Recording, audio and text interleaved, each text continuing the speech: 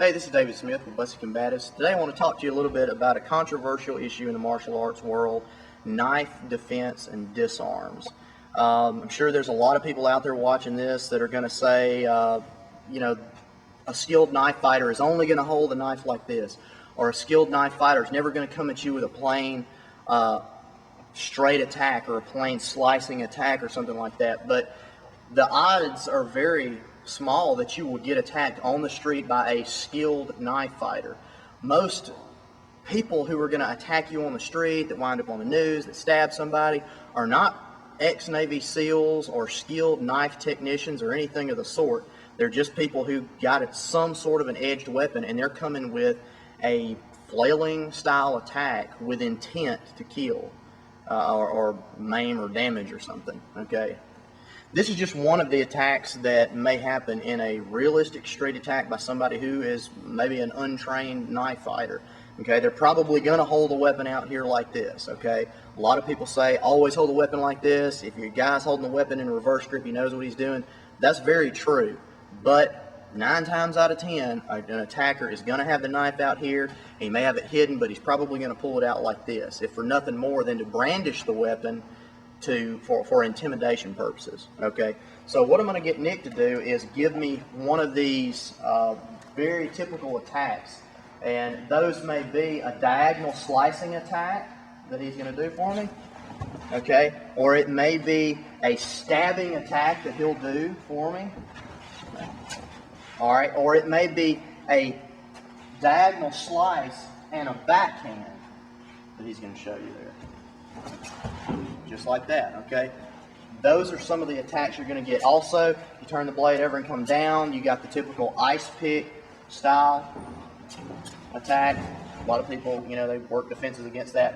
What we're going to do is probably one of the two most common, which is a prison shank style stab attack or a diagonal slice. Okay, so we're going to do our combat off of the diagonal slice. And he's going to hold a weapon, probably like your typical untrained knife attacker will. He's going to come slow with the attack. And what I'm going to do is I'm going to move away as his attack comes through. He may be hiding the weapon. He may have it out and have it and pull it on me so quick that I don't see it coming. I may be turned away. There's a number of reasons why he may get the drop on me. All right, let's just assume he does, because it's very likely that he will. Or I may be so freaked out when he pulls the knife and I see it, I may be froze up for a second and not have time to react, okay? So when he pulls the weapon and he goes slow for the attack, I'm going to move back covered. My shoulder goes up. I'm turtled up in my little turtle shell covering with my shoulder. This hand comes up to protect. This hand comes in here to cover for the knife attack in case he swings through wide and has a lot of extension on it. I'm also shifting my footwork. My feet are coming back. I'm moving into what we call a defensive combat stance, okay? From here, his probably most typical move, just like a tennis player, when they come through with a forward swing, he's going to come through with a back swing, kind of in a flailing motion like this. So when he comes slow across, I'm moving away, then he's going to come back and cut me, okay? What I'm going to do is, when he comes in for that initial slash, I'm going to come in and jam him back up, because I know he's probably going to come back this way, okay? And if he doesn't, the knife will still be here. He probably won't hang here. It'll probably come back through here, or he'll come back for a second slash, okay? What I'm going to do is jam him up where he can't come back. Even if I just get my body in here, him coming back is going to stall him just for a second. He's not going to stay here stagnant all day long like this and static, okay? He's going to get here. When he realizes that I've jammed him up, he's instantly going to pull the knife back and probably try to stab me with it, okay? So you got to move on this quick. So he comes through slow again. I move away, I jam in, and I'm going to come under here to jam this arm. He can't move back as long as I've got that elbow jammed, no matter how hard he tries. He's got to move that thing up here or down here. So I jam him up, and I'm going to clamp over with this one. Number one rule when you're dealing with knife and gun disarms, edged weapon disarms like this, you always have to control the weapon hand. Sometimes you can control the weapon itself, but if I try to grab the blade right here, I may get cut. If it's a double-edged, I'm definitely going to get cut if I grab the blade. So you can't always count on controlling the weapon itself. There are times when you have to choose to grab the blade instead of choosing to take a shot to the neck. If you have to decide between grabbing the knife blade and putting your hand in between your neck and your hand getting cut versus your jugular getting cut, obviously you'd rather take the hand cut.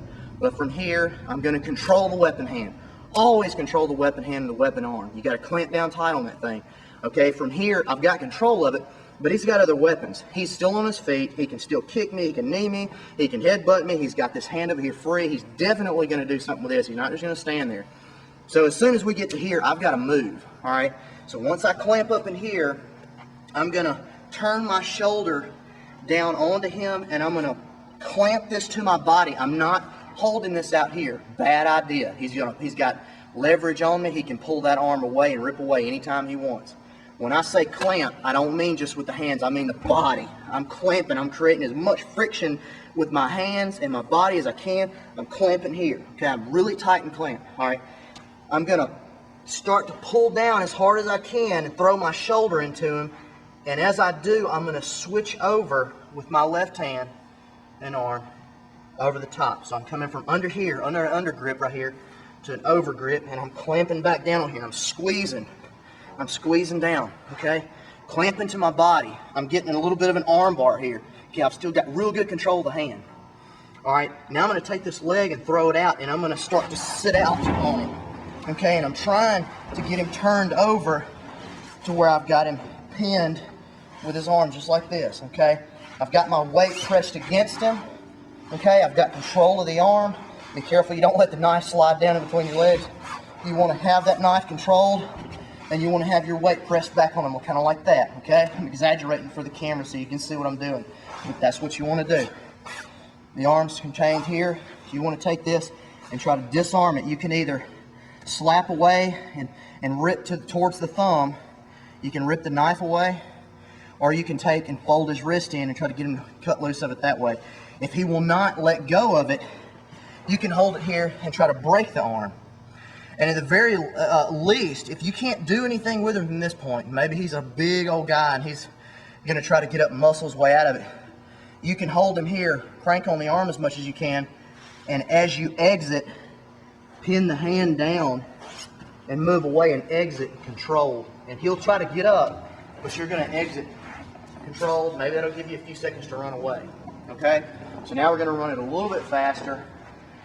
Not full speed, but just kind of medium speed. He's going to come through with a knife attack. I'm going to evade, jam inside, get my hook under here. I'm going to come over. Okay? You can throw him down here and switch, or you can switch and then take him down. Either way, you just want to go from this grip over the top so you can throw your shoulder onto it. Throw this foot out this way, maintaining that grip. Okay? You hold on to the knife, to the knife hand, sorry. You want to disarm him here with that wrist, pressing down the wrist, okay? You give him some pressure on that arm right here, or you can strip the knife away here, okay? Or at very least, slam his hand down and exit, okay? Now we're going to run it for you full speed.